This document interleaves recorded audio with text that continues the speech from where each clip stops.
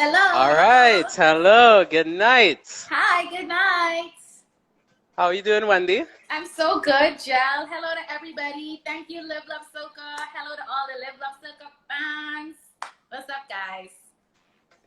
Everything cool. How's everything with you, Wendy? Everything is good. Everything is, yeah, we're making it. Trying to make the best out of what's going on in the world. Trying to stay positive. Trying to keep our spirits up. And I'm trying to push Right. this music.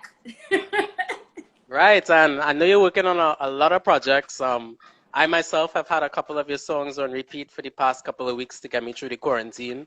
Thank you But so much. tell us, what's it like in the Bahamas? What's the whole vibe?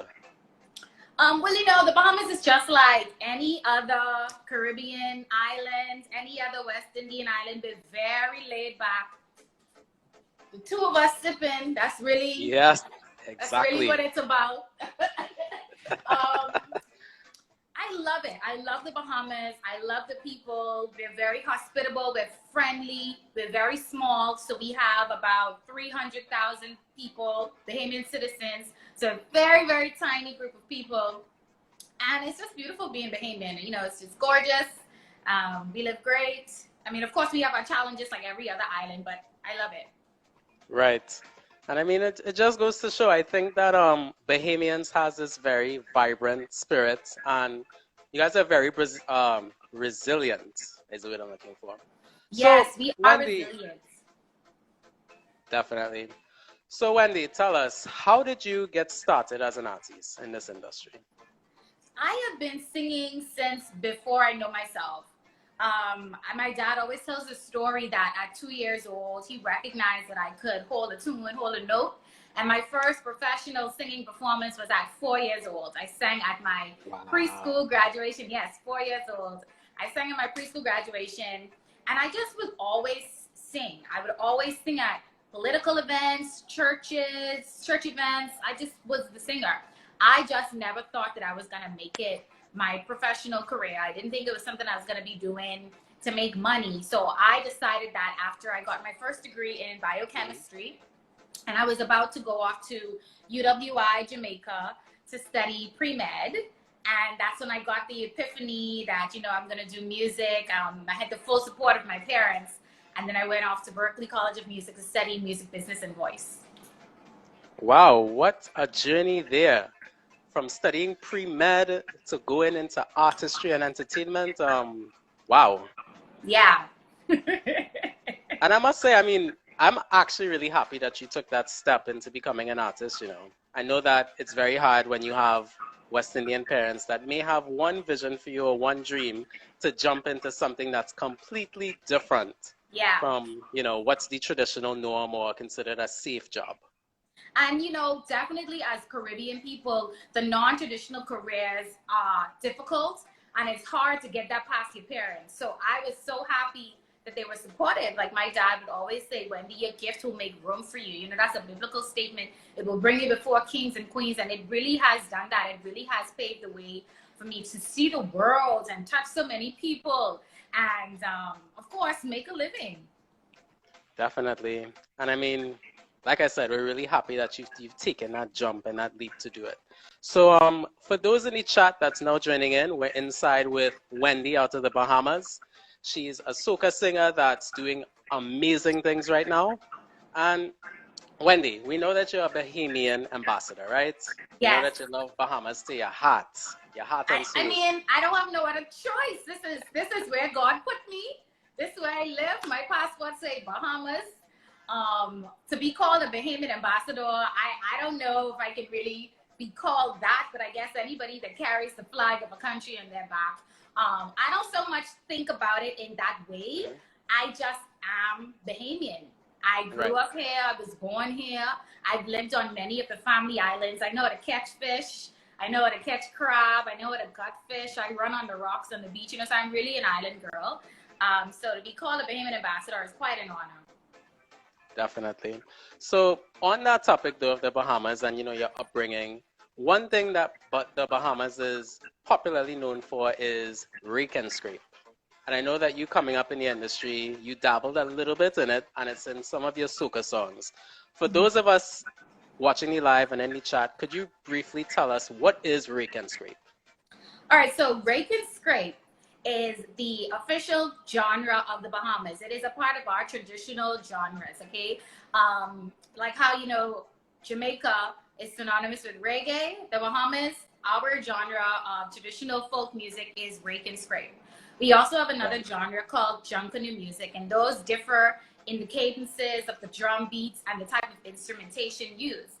Rake and scrape, you have to make sure you have a saw, like a machete or a cutlass, and you use some type of screwdriver, some type of metal, and you scrape it. So you scraping it, so it's rake and scrape. And it was birthed out of country music, you know, combining country music and storytelling with the calypsonian sound, and that's kind of what rake and scrape is. Nice. And I gotta say, it's such a beautiful sound too. And I think it's one of those things that I think where any Bahamian goes, it's very distinctive.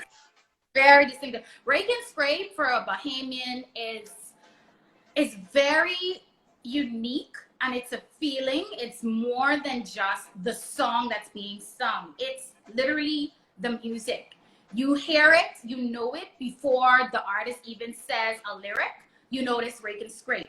It's you know what a regatta is? Do everyone on the chat know what a regatta is? No? Not exactly. So regattas are festivals of sailing on the ocean. Oh, yes. Yes. So in our country, so we have many islands. A lot of people don't know that. Sometimes they think the Bahamas, they think one landmass. We have 700 islands and keys, and I think about 15 of our islands are inhabited. So on these different islands, we have what are called regattas and homecomings. So that's where if you are from one of these islands and you may have moved to New Providence, which is the main city, you would then go back home, homecoming, and there's this celebration of partying, drinking, concerts. They even have gospel concerts, they have fairs, and they also have regattas, which are the boat sailings and the racings. And we actually have a Grammy, not a Grammy, it's me a Grammy. We have an Olympic medal in sailing, actually, our country. And that's the music that's played at regattas and homecoming. So it evokes an actual feeling. It's not just the sound, it evokes a feeling. Nice. And I must say, I mean, it seems pretty serious, but also pretty deeply rooted in the culture, which I like. I think that all of us here at Love Soca, we do what we do for the culture of the music and where it comes from. There are definitely some hardcore rake and scrapers in our country. I'm not considered a rake and scrape artist. I'm considered a pop artist in my country because I do junkanoo, I do pop, I also do soca. But the real rake and scrape is more of a folk. It's more like folk music. So that's like for hardcore rake and scrapers. That's a serious thing. Right. And, you know, to that point, bringing it back to you as an artist and, you know, dabbling in the pop and dabbling in the soca, I noticed too that the Bahamas recently, they launched their own carnival back in 2015, if I'm correct. Absolutely. We're very, very new to the carnival scene, new to the carnival circuit, though we are not new to soca. We just started our carnival. It's very young. We're 5 years old. We missed this year, of course. The only people who had carnival was Trinidad. Right?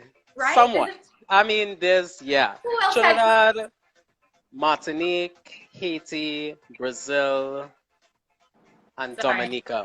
I didn't know. That's a lot. I need to stop saying that.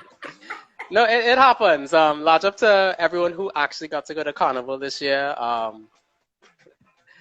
But on a real, I was really looking forward to the Bahamas Carnival as well. I know a lot of Bahamians were, and a lot of tourists and foreigners were. So Bahamas Carnival is unique. We're placed really well. I wouldn't say centrally located, but we're in a geographical position where lots of people can get to us from the US. So if you couldn't make that trip all the way down to Trinidad or all the way down to Jamaica, and let's say you live in Atlanta, you could get a direct flight, you know, from Atlanta or from Houston right to the Bahamas, and you have that island feel. Like, I don't know about y'all, but I've done carnivals in the US, and it just ain't the same. Like, I feel like carnivals belong on islands.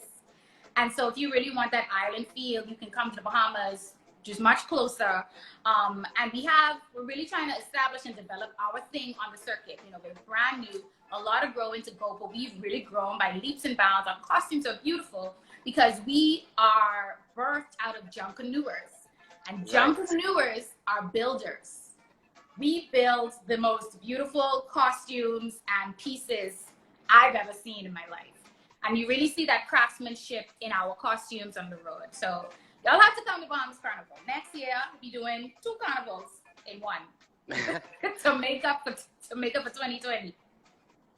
Nice, and I think we will have to frequent some of that. So all of us that live Love Soca, we might take a plane down and come to the Bahamas and line with you. Yes. Yes. But on the note of carnivals, I realized too that you're someone going through, Instagram and Facebook and stuff. You're someone that actually frequents another popular carnival within the region, Trinidad and Tobago Carnival. So tell us, what was your first experience like in Trinidad and Tobago for Carnival? So I was introduced to Carnival by my best friend, Chrissy. She's Trini. She's from Canada, and we met at Berkeley College of Music. She was my roommate, became my best friend. And at that point, I did not know anything about Carnival. I didn't know anything about Carnival. I knew about soca music, but only what I heard from the Bahamian radio, which was not a whole hell of a lot. Because Bahamas at that time was more about reggae and hip hop, right? So this was years ago. And so she took me to my first carnival in Trinidad. She didn't even warm me up. You know, you would think I would go to like a smaller carnival. She took me to this place where there's millions of people fetting in the streets. And I was like, what is going on here, Lord? What is going on? And I have this memory. So she was playing mass. I wasn't playing mass because I didn't know what was going on. But I was on the truck with Africa, the band Africa. And that was one of the years they won, and they were dressed in like traditional African costumes or whatever. And I just remember for breakfast at like 6 a.m., I was like, why are these people waking up so early to go party? What is this? Having corn soup and Johnny Walker. The magical combination, eh? Only Trinis could drink Johnny Walker like that, you know. Something wrong with y'all. I serious, because like y'all would drink Johnny Walker any time of the day. And she didn't warn me. It was too much for me to handle. Like, I was just like, oh my God. So to this day, I don't do Johnny Walker anymore. But I just remember thinking, oh my God, this is a lot at 7 a.m. But like, I had such a fantastic time. And then I went every year after that, and I played mass, and I really got to learn the culture. And when I came back to the Bahamas, of course, I was like itching for more soca music. And at that time, we didn't have no carnival. We were more into reggae. So we would have one radio station that would play an hour of soca called the Guinness Hour at 4 o'clock. And that sounds like vibes. Like, this it. And like, I would be at parties and I'd be at the club trying to request soca music and ain't nobody playing it, you know? So what I did is I joined the band Visage Band Bahamas, which is a soca band here in the Bahamas. It's the top soca party band. And I would follow them everywhere because at their performances, they played soca. They played new soca, they played old soca. They were the trendsetters. And I joined the band for my love of soca and Caribbean music. And that's kind of where Wendi, the artist that you know today, got her start. Nice. You tied it very good there together. What I would say to that, in terms of your experience working in a band, what was that like? Was it like a lot of teamwork? Was it about sharing the spotlight? Shed some light for someone who, I guess, is an aspiring artist and trying to figure out if they should take the solo path or the band path. If you have a choice between being a solo artist and being in a band and you're a new artist, take the band. Being in a band is such perfect training ground for your artistry. It allows you to grow in your artistry with the comfort of camaraderie, with the comfort of mentorship from persons who are in the band, who've been in the industry longer. And it allows you to get on stage and make mistakes, and your mistakes are kind of like hidden because you have other band members. Like any solo artist will tell you, when you're on stage alone, it's scary. But the moment you're on stage, even if it's just with your dancers or whatever, it becomes a little bit more comfortable. So there's a comfort in being in a band that I would suggest for new artists as they grow in their artistry and they really hone in on the type of artist they are. And that's what I was able to do in Visage. Like that is what groomed me. It was really like a school for performing. And as far as being in a band, especially if it's like a high energy band, that's where you're Right. gonna build your stamina to be able to sing and dance and jump up and still be on key and be in shape. All of this stuff is work. And being in a band it's perfect training ground for that. Wow, it sounds like a lot of juggling too, now that you say it. Yes, you gotta be fit, especially if you're doing soca music. You can't just be jumping up and down singing and you're not on key. No, you gotta be fit. That's core work. That's correct breathing. It is work. It is work. Like a dancer doesn't just go on stage and start dancing. When you look in the corner before they go on stage, they are stretching and they have already rehearsed their choreo because they want to make sure that their muscles are healthy and that they can get the job done and not be super winded so that you put on a great show. Right. And I'll even say to that point, as an entertainer such as myself, we just don't go out there and DJ. We have to practice our To sets and do the research and trades. practice Exactly. and figure out if I get in a jam, like if I get in a bad spot. Let's say I'm DJing and I realize that the crowd is not feeling it. What do? You have to practice these different tactics to make sure that your performance artistry is up to par. Right. Great. So to that point now, you're in the band, you're coming up, and you learn a lot of the ins and the outs. What would you say is some challenges that you faced while coming up in the industry? I faced a lot of challenges coming up in the industry and they're different segments. There's the challenge of being in a male dominated industry, so being a woman. There's the challenge of doing soca in a space where no one is looking at the Bahamas for soca. That's a huge challenge. And then there's also the challenge of the Bahamas not being a country that has millions of people to support me. Like the Bahamas, our listeners are so supportive of our artists, our artisans. However, because we're so small in number, it can seem like not a lot of people are in your corner. I always tell people I can't go platinum in the Bahamas even if everybody buys a record because we only have 300,000 people. So there's levels to the difficulties, and I would say as far as soca is concerned, and the Bahamian soca artists, our biggest challenge is injecting into the region. And I feel like because we've been so far removed, and maybe it's geography, or maybe we just need to put in more work, but I just feel like the rest of the region sometimes forgets we even exist. And I think that's a good point. One of the major reasons to why we've decided to reach out is because we've realized that the Bahamas is often left out of the conversation most times. Yes. But in recent times, with the introduction of the carnival, and I would say your marketing and like the music videos and stuff that's come out, we realized that there is like a little bit of a scene in the Bahamas when it comes to soca. Yeah. And to that point, I want to lodge up a lot of the Bahamians in the chat right now. Yay! Yes, lodge up the 242 crew. If you're now joining us, of course, we're here with Wendi out of the Bahamas. She's representing the big soca scene that's down there. If you have a question for Wendi, just make sure to put it below in the question box, and we will bring it up when it's time for the questions. So now you're coming up in the band. As you said, you've run into some challenges, and towards the start of the interview, you had mentioned that you went and did a whole 360. You started in pre-medicine, and then you say, nah, this ain't for me. I go in and do music, and I'm going to go study at Berkeley. So you have a bachelor's degree in music business and I think vocal training, if I'm correct? Yes, vocal performance and music business. Nice. So what role, if any, did education play in your craft?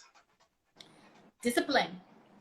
Going to college and going to university or any tertiary level of institution, it's all about discipline. It's not so much about, I mean, it is about what you're learning there, but it's showing you that you have to be disciplined to get what you need to get. So I think as far as Wendi, the artist right now, I picked up so many nuggets and wisdom. But the greatest thing that I picked up is discipline. I have to be in control and command of my artistry and my career. And that doesn't mean that I have to know everything. That's the other thing that it taught me. It taught me which questions to ask. You know, sometimes people are ignorant about a subject, but then there's also times when you're not only ignorant, but you don't even know how ignorant you are because you don't even know the right questions to ask. And because of my training at Berkeley, I know which questions to ask. I may not have the answer, but I know where to go and get it. I know who has the information. And I think that's really important. Right. I think that's really important to note in terms of at least understanding that you may not know everything, but you at least know where to start in the process. And I think that a lot of artists, they're kind of still unsure on how to go about some of those things. So that's, I think, a great answer to the question. Let's check back into the chat and see who's here.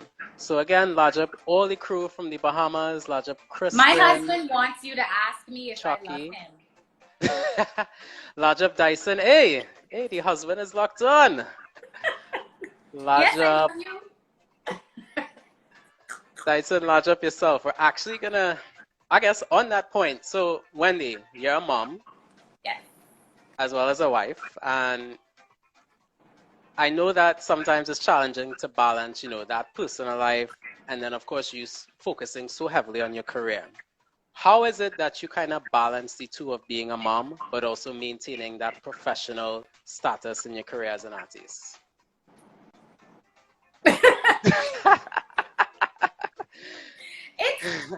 It's tough. It's tough. I've been saying to everyone who asks me this question, one, I don't have a handle on it as yet. And that's the honest truth. I don't have balance yet. I'm a new mom. My daughter is just 1 year old and I'm a newlywed. I'm married just 2 years now. So I'm learning as I go, this balance thing, I don't have it. But there are days when I get a lot of things done and there are days when I don't get anything done. And I'm honest enough to admit that. I am honest enough to admit that the things that I do get done, I won't be able to get them done without my village, without my support, without the support of my husband, my mom, my dad, my mother-in-law. You have to have your village if you're going to be in this industry and be a mom. And that's not to say that any other woman working in any other industry doesn't need her village. But of course, in music, a lot of the things you do are at night. They're in the hours where your child is now winding down or she requires you. And if you have a newborn baby, they're up all sorts of hours of the night. So it was really difficult for me in the first year, which is when I recorded Walkout and Weakness and Bang Bang. Shouts out to Freddie, my producer. He is on the chat as well. So even Freddie, my team of music, they are part of my village. They're part of my support. The understanding that Wendi has to come to the studio at 1 o'clock in the afternoon rather than 8 p.m. to 12 midnight. You know what I mean? Right. The understanding that Wendi can't spend 6 straight hours in the studio right now. She can only do about 2 to 3 hours at a time. So you just really have to have some supportive people in your corner. Definitely. And I think the support is very important, I think, for any artist, but especially those in your shoes. So this one is from Dyson. He asks, Wendi, do you love me? Yes, I love you. Dyson, lodge up yourself. So I guess for those that don't know, Dyson is also an entertainer, correct? Dyson is the top male artist in the Bahamas. He is a prolific songwriter. He actually is one of the writers of Walkout. He, along with Daryl Gervais. He's in the Grammy Award-winning band Bahamas, who has new music out. A lot of y'all also just forget about Bahamas. Bahamas is 100% Bahamian, and they have Grammy Awards, they have Billboard Awards, they have Nickelodeon Awards, and they are West Indian men doing beautiful music. And so that's my husband. He and I also are partners in music. We were also in the band Visage, so we work together. almost all of our music is either written by each other or we're featured on the music. So it's great to have a partner in music. Definitely. And I will say this, in terms of creative energies, I'm guessing at home is kind of a creative space for you, right? Because you have someone who understands you and who understands the music element of it. Definitely. So a lot of people think that during the pandemic, like all the artists are having this burst of creativity. Not so much in the Knight's house, you know, it's like almost like business as usual for us because we have a toddler. You can't just be sitting down, oh, I'm inspired. Not with the toddler. She'll run and she'll rip your paper. She'll rip it up and fling it, you know. But we do most of our songwriting in studio when we get together with our camp. Freddie Got Sticks, Leonardo Sniper Rogers. I see Chris Seymour's in the chat as well. That's when we do a lot of our songwriting. Even when Dyson wrote Walkout, he did that at 3 a.m. in the morning, you know. So a lot of it, yeah, he did it. He woke up and he just wrote it. And so yeah, the creative process for us, we do a lot of our business planning together during this time. We've really been trying to figure out how to maneuver now in this new world where social distancing is a thing. And as Caribbean artists, we make our money from social closeness. You know, we make our money from performances and concerts and appearances. So really trying to pivot. We've been trying to strategize and plan. Definitely. And the same really goes for the DJ industry as well. And I think overall in Y'all soca, been doing a lot. Y'all DJs been, I was like, go on then. I mean, every night I'm seeing a platform where a DJ is performing and doing their thing. So shouts out to y'all. Y'all are actually very inspiring to me. Thank you, Wendi. On behalf of DJs everywhere, we appreciate that. But to the point of the lives, are you planning to do any, you know, in concert things or kind of behind the scene live soon? Yeah, we did one about a month ago for the Bahamas Ministry of Tourism, and that was really well received. We had about 2,000 viewers live. And the thing about the lives and the concerts is, like, for DJs, it's a little easier for y'all because y'all just have like one plug and y'all have them special plugs to go into your phone. But like for an artist who's singing to track, I want my track and my voice to sound good and to translate. So there's a little bit more technical engineering that's coming into play that you have to consider the cost effectiveness of it. Right. Versus not receiving any revenue for a performance that you have invested money in. Right. And in a pandemic, I think it's very hard to get the capital to kind of put on the performances without seeing the return on investment. And you don't want to damage your brand by putting on a shoddy performance, you know? I don't want to be singing and then y'all don't even hear me correctly to even know if you like the song or not. Like, that's not a good look. Definitely, and I think that it affects the professionalism of it. Yes. Right. So for those who are now tuning in the Live Love Soca, Let's Talk Soca chat, I see the numbers rising. We're here with Wendi out of the Bahamas. We're taking your questions, of course, right down below in the question box. So if you have any questions for Wendi, we're talking about her career, how she got started in soca music, and a bunch of other things to come. So Wendi is also well known for her music. She has a lot of great hits like Walkout, Attitude, which is one of my personal favorites, and Weakness, which came out this year. Yes. So one thing I noticed a lot in your music, Wendi, there's like, you know how Marshall has "Hey, ha"? Yeah. And Bungie has what is it? No, bring it. And of course, Skinny Fabulous has "Ahoy!" Yeah. So all of that is considered what we call in the industry sonic branding. Yes. So when it comes to your music now, Wendi, you have something that's called What You Know About It. It's Wendi. What you know about it? That's it.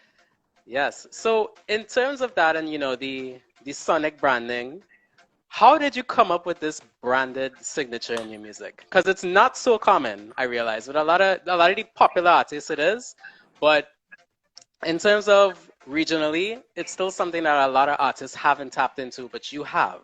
Yes. So tell us about that. And I did that very early on. I'm talking about like, so before soca and before Caribbean music, I also did R&B and pop. And only up until very recently, like since I gave birth to my daughter, I've not had the time to go and do my pop projects. I would always do a pop R&B project concurrent with my soca singles. And I had my tags in there from a long time. So I'll tell you the story. This was years ago. This had to be about 10 years now that I've had this tag. And I created this tag in studio with my current engineer and producer, Leonardo Sniper Rogers. He and another producer, shouts out to the HD Boys. I was fresh from Berkeley and I was just writing music for song placement. And this was a track, I wrote a song, and the hook was actually, "What you know about it?" That was the hook of the song. And then we sent this song for review for song placement. And I don't remember who the producer was, but he loved the hook so much.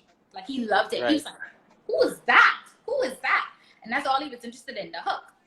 And that's how that came about. Like, from there, I started always saying my name because I had a goal that in the Bahamas, I wanted, when you think about top female songs and female artists, I wanted you to know my name. I wrote that down.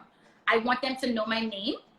And I always want them to associate top artistry with Wendi. And right. So now, literally, people will come up to me and they would say, "It's Wendi," because I put that in every song. And I always put, "What you know about it?" So that's where that tag came from. That's actually a hook line in a song that I wrote many years ago. Wow, and you see how it's paying off many years later? Yes. But it was such wisdom on the part of my producer at the time to say, you know what, we need to start tagging our music. We need to be authentic. We need to be original. People need to know it's us. People need to know it's you. And, you know, of course, producers have been doing it forever. You know, you got the Sean Garretts and everyone, you know their tag. And you don't even know that it's their tag. You sing in a song and you say, "Turn the lights on." And you don't even know why you sang that. That has nothing to do with the song, but that's Sean Garrett's tag. So that's kind of where I got that from. Right, and I mean, it's pretty smart, and I think that it helps a lot with the marketing of the artist as well, in terms of that brand and bringing it to another level where it's in the minds of the people. But I just want to go back for a second to something you spoke about when it comes to the hook. For a lot of us locked in that's not music illiterate, could you define what a hook is for those that may not know? The hook is that part of the song that is going to be repeated at least more than once, at least more than twice, I'm sorry. It's different from the chorus. The chorus tends to be a little bit more verbose. The chorus may have 4 lines, whereas the hook is 1 line that's repeated, perhaps. So a song could have a verse, a chorus, and a hook. And that hook is normally what the name of the song is. Normally. Right. Yeah. Nice. Thank you for that. And I'm sure the chat is thanking you as well. So going back now, you had this conversation with the producer, right? And one of the big takeaways from this conversation is that, you know, the Bahamas needs the sound. And you yourself said that when we're thinking the Bahamas and you're thinking one of the top vocalists, you wanted them to think Wendi. Now, as what I presume to be one of the major ambassadors for the Bahamas, who are some other artists that we should look out for in the Bahamas? I know we mentioned Dyson earlier and his connection to Bahamas. And I can mention him again, Dyson Knight. Go and follow him at DysonKnight@gmail.com or DysonKnight.com, I'm sorry. He is brand new music. And I will list a handful of other artists in the soca genre that I think are making waves. I have to shout out my bro, Julian Believe. He is doing amazing things. He is all over the world, really just flying the flag of the Bahamas, and he's beautiful music. Patrice Morel, who currently has a song with Swappy. It's a beautiful song. She's also in the 4 Dove camp. Also, I'm going to say Rick Carey, who's also a member of Bahaman. He has what he calls Rebel Rake and Scrape. So it's our Rake and Scrape, but it's like grungier, almost like a hip hop version of Our Rican Script. Wow. You need to hear that. That's beautiful. And also I'm gonna say Bodine Victoria, who has like a calypsonian vibe and a storytelling vibe. So those are the people that I'm gonna ask for you guys to go and research and get to know some of our Bahamian artists. Nice. And Olive, make sure to check it out because Bahamian Soca, it's gonna get there. It's already on the map. And when you stream and when you listen to the music, it helps support artists in the Caribbean that's looking to break out into even bigger and better things. And we Cool. need your support because, like I said, we do have a challenge in that we aren't as close to the region as the other Caribbean countries. You know, we're not even in the Caribbean Sea. We're in the Atlantic Ocean, guys. Right. It's a 30-minute ride to Florida for us, but a 2-hour plane ride to Trinidad or Jamaica. So it's not as easy for me to fly down to these islands and actually shake hands with DJs and network and do radio promo tours. So I believe that's one of the reasons why our injection has been a bit slow, but we are trying and we would really love to have the support of the wider Soca region. Nice. And let's just check the chat one more time again. Large up, I see there's a lot of Bahamian support. They love you, Wendi. Large up Chris that's in the chat. Large up The World is Rich. Dyson as usual. Chucky. And many others. Again, if you have any questions for Wendi, be sure to put them in the question box and we will get to it very soon. But let's take it back again. So towards the beginning, you mentioned... Gel, they want to know what's in your yellow cup. Oh, the magical question. I am drinking a rum out of this beautiful island of Trinidad and Tobago. I thought you were going to say Johnny Walker because y'all just drink that like water. No, I love Johnny Walker, but whenever I can, I try to drink, the local rum. So there's White Oak rum, which is a really popular rum in I love White Oak. That's my drink. Seriously? When I'm on the road in Trinidad, I have 2 White Oaks to 1 Smirnoff. That's my drink. And I didn't get to try the White Oak Sorrel, which I know is new, but I think it's probably delicious. You don't like that? Yes, I like the White Oak coconut a little bit more, but the Sorrel is just as good. I see someone in the chat asking what's White Oak. See, we don't know. It's because we're so far. We're so far. We don't have White Oak in this country. We don't have that. So then to that point, what is like a very popular alcoholic beverage in the Bahamas? What's the signature rum? Kalek. Oh, signature rum? Mm-hmm. You should ask some of these people because I don't know what the signature rum is. I think the signature rum is coconut rum. No, Bacardi. Is it Bacardi for the Bahamas? We really like Bacardi. But it's not local. Our local signature rum, we have a distillery called, what's it called, guys? We have a local distillery that brews rum. Mm-hmm. Like, the name is not coming to me right now. But Bahamians love Kalik, which is a beer. And we have a beer called Kalik Gold, which has rum in it.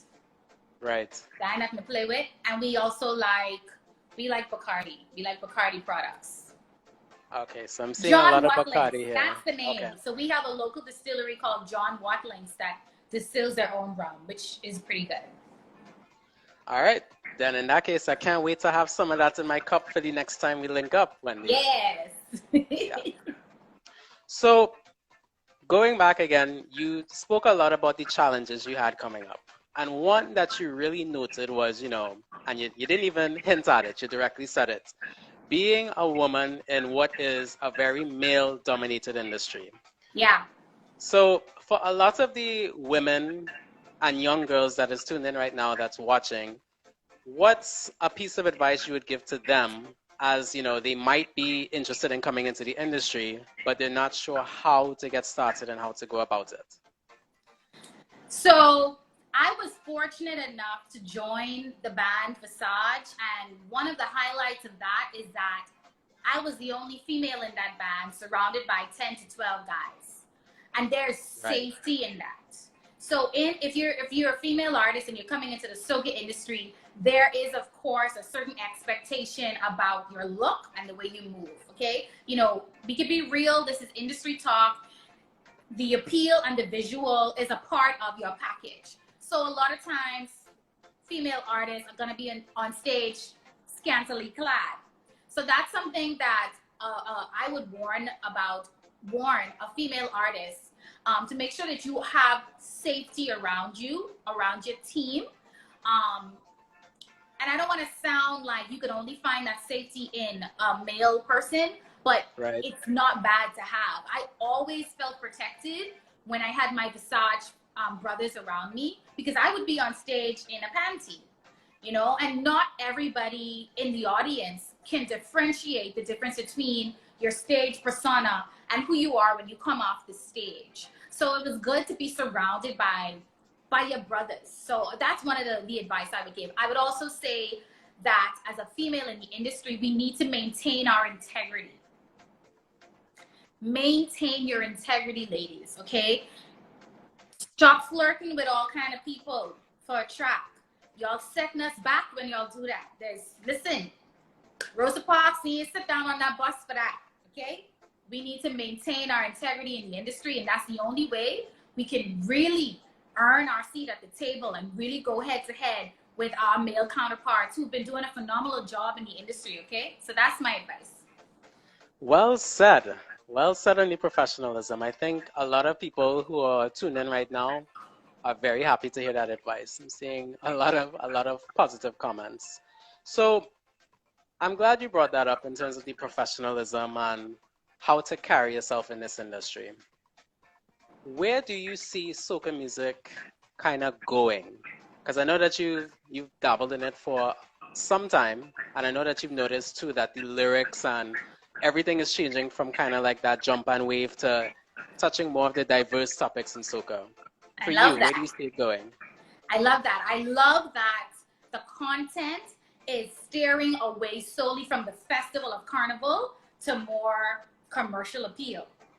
And I think not only does soca music need that, I think the whole Caribbean diaspora, we need more of that, because we have the Drakes and the what's that girl who sing all about that bass? Megan Trainor. Be it the Drakes and the Megan Trainors, and be it the Justin Biebers singing Caribbean music. I don't want y'all to sleep. These tracks are Caribbean tracks. I swear Drake, in one of his songs, I swear he said, "Don't do it, please don't do it." That's a Bahamian term. I swear he get that from someone in the Bahamas, because we have a lot of Bahamians in Canada. So in order for us to start to reap the benefits of what other people are reaping, we need to really become more commercialized. So I love that Marshall put out this year his "I Love You" song. I thought that was so beautiful and so commercial, but still so authentically Caribbean. And I try to do that in my music. My husband has been an advocate for that for years now. He would say, you know what, let's shy away from using such uniquely festival type lyrics, and let's try to open up the content so that not only someone who is going to a Caribbean festival can enjoy it, but if you're at a Coachella, you can enjoy it. Or if you're at one of the European festivals, you can enjoy it. Right. And with that, I think too, the music kind of helps get that global appeal and that global sound. What I will note on one of the artists that you mentioned, the Megan Trainor, I think her uncle is also from Trinidad and Tobago. So Yes. But mind you, she makes a big deal about loving soca music. She always talks about loving Cassie's music and things like that. But like, you can hear these songs that are on the top of the Billboard charts, and you can hear the soca influence. And that's not to say that the rest of their consumers even knows that it's soca music. They don't know that. They think it's pop music. And I'm like, no, that's soca. yeah, definitely. And I mean, some of them go on to win numerous awards and perform in these various shows. But that's not to say that you haven't dabbled in that either. I know that you also have a lot of recognition in this industry, and you've won a lot of awards. Could you tell a lot of us who are locked in what awards and recognition that you've received during your time? Sure. So I am the current recipient of the International Soca Award for Music Video for Music Video of the Year Female, as well as Soca Performer of the Year Female. I was up against some heavy hitters, so I was really, really blessed to receive that award. I've also received the International Soca Award for 2018 for Music Video of the Year for the song that you love, Attitude. I also have a Hollywood Music and Media Award for Attitude for Outstanding Dance Track. And in the room that night when I received that award was Diane Warren. So if you guys are musicologists, wow. Diane Warren is the pinnacle of songwriting. And some of the winners that night was, what's that movie called again? Black Panther. Yes. So the Hollywood Music and Media Award is like the prequel to the SAG Awards and the Emmys and things like that. So I went to LA. I was pregnant at the time, did not think I was going to win. I was sleepy. I was jet lagged, and they called my name, and I was like, ah, oh my God. So that was really cool. And I also have awards here in the Bahamas, Bahamian Icon Award and numerous Elevation Awards. Wow. See, we are in the presence of soca royalty here with Wendi. No one has ever said that to me before, Jel. How much money I owe you? How much money?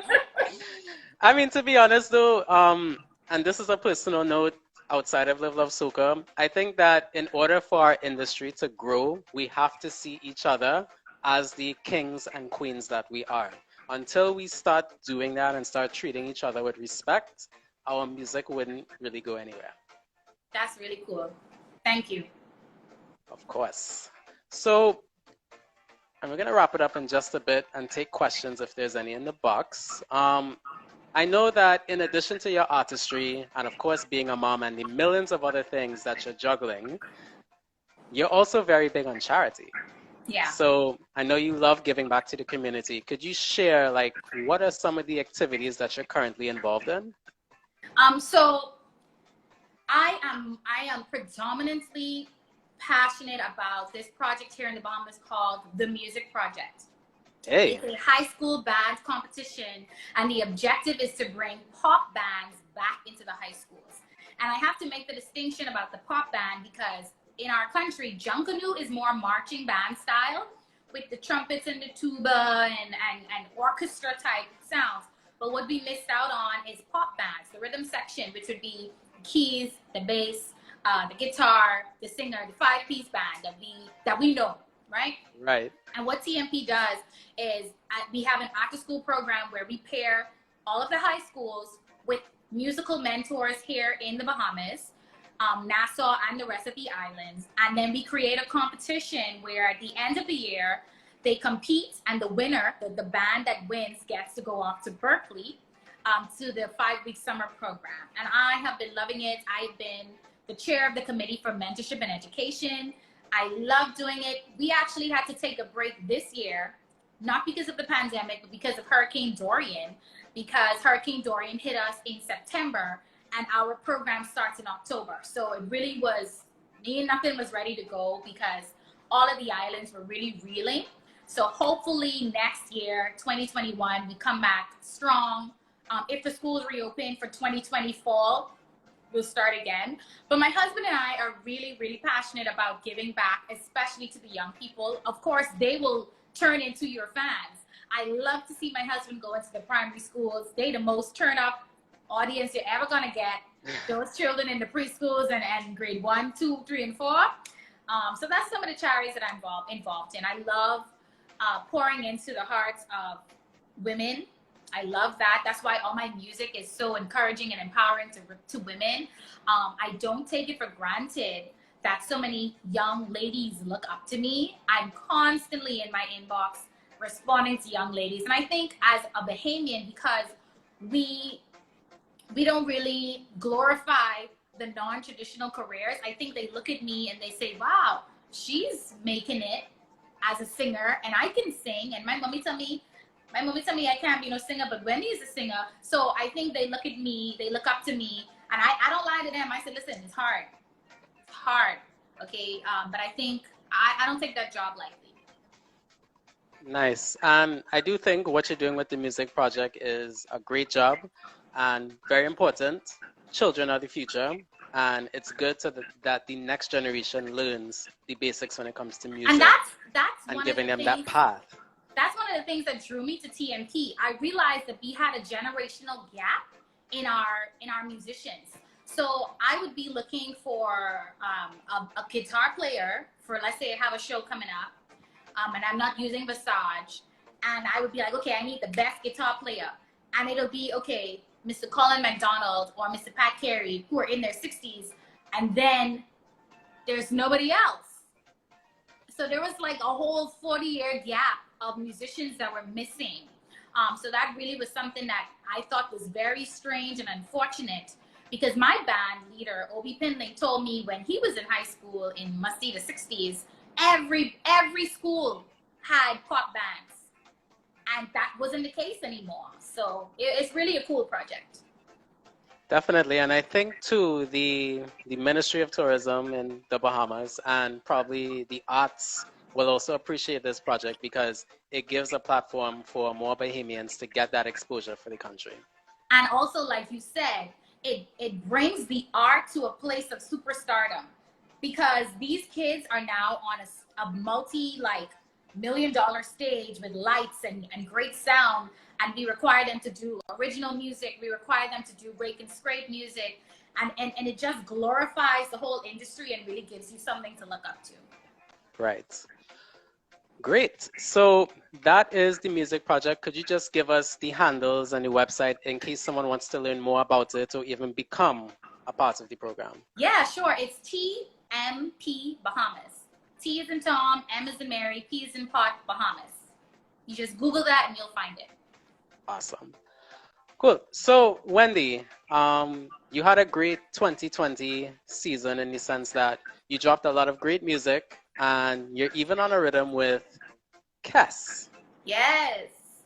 So, what was it like working on the Good Feels project and Walkout? I know earlier you mentioned that your husband Dyson helped write the song. Yeah. What was it like to be on a project of that stature? So I was introduced to, well, let me back up. Daryl Gervais actually contacted me as a songwriter wanting to work with me, and I researched him and I realized that he had written so many great songs that we love for Kess, for Patrice Roberts, and I was like, okay, sure, yeah, okay, let's do this. And then he wrote Weakness, him and Christopher Vaughn, another songwriter, which is produced by Starblue Productions, and that's how I met DJ Kingston. DJ Kingston mixed and mastered the project. And my manager and I, we were like, Kingston, we want one rhythm. What's the problem? We want one rhythm. And we were saying that, right? And it wasn't until like the last minute, Kingston was like, yeah, I got you rhythm. I can't do a Trini accent that good. Sorry, I tried. And this was during Uber Soca cruise. And so once he sent the track, Dyson and Daryl got together. They wrote the song. I recorded it pretty quickly. And this would have been in Uber Soca Cruise is November. I think it would have been beginning of November. Right. And again, this is coming off of Hurricane Dorian. So there was a lot still going on with me emotionally. But and also being a new mom.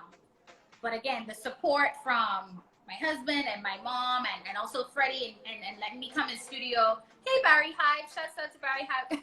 Kingston, yes. Hey, large up Barry and large up Kingston. We're talking about him and he pops up in the chats. I know you would get some money today. We just called your name. And so we recorded the song, but I didn't know when it was coming out. Kingston dropped that song on Christmas Eve. And we were like, what? I was like, okay, I guess we're doing this. And the song, I loved the song from the moment Dyson and Daryl completed it. I recorded it. Daryl was like, Wendi, I don't believe you like that. I had to go back and put more energy into it. And that's the way that came together. And then come the end of December, Margaret and IC Marketing, she was in love with Weakness, the song Weakness.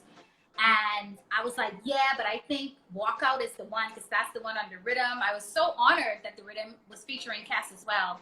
So she was like, listen, we got to record this music video. And we recorded that in January. We released it in February. And then the pandemic happened in March. So it Yeah. goes. But Yes, I do believe there's a bigger and higher power as to why this is happening. But since we have the song in the background, we're gonna tease just a little clip. Would you like to introduce it for us, Wendi? Of course, I would love to introduce this to the Live Love Soca audience. Everybody who's listening, anyone who's going to be able to see this in the future. This is the big tune on the Good Feels rhythm, the only female artist on the Good Feels rhythm, straight from the Bahamas. It's your girl Wendi with Walk Out for them. Soca, soca, Walk out soca. for them. All my ladies, walk out for them. Wine and give them confidence. Run it!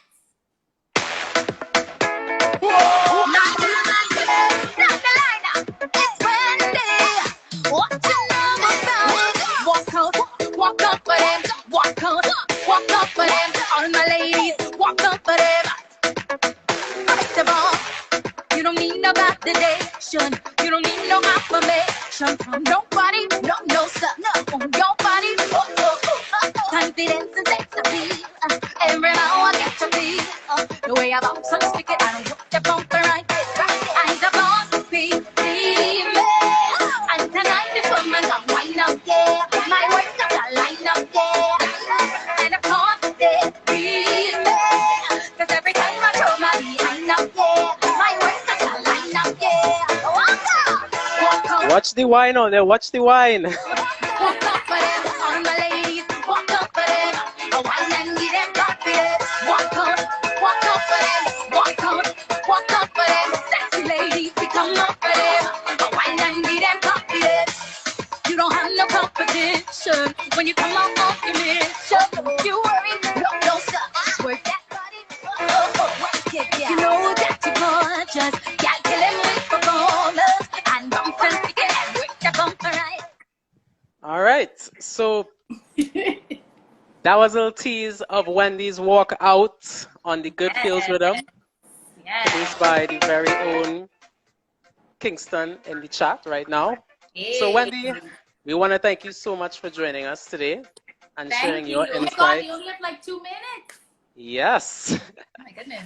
it flies. So is there anything you want to say to anyone locked in right now? I just really want you guys to go and check out the Good Feels rhythm, all the songs on the Good Feels rhythm. Please go on my youtube.com and check out this video that's playing in the background. Like it, share it.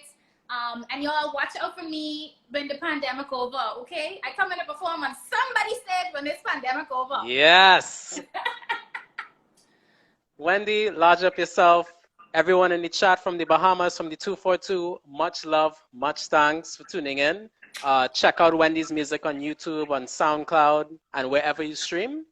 And we'll see all there on Monday for the GBM Neutron interview of Let's Talk Soca. Thank All you, stay Jill. safe. Wendi, much love. Bye. All right.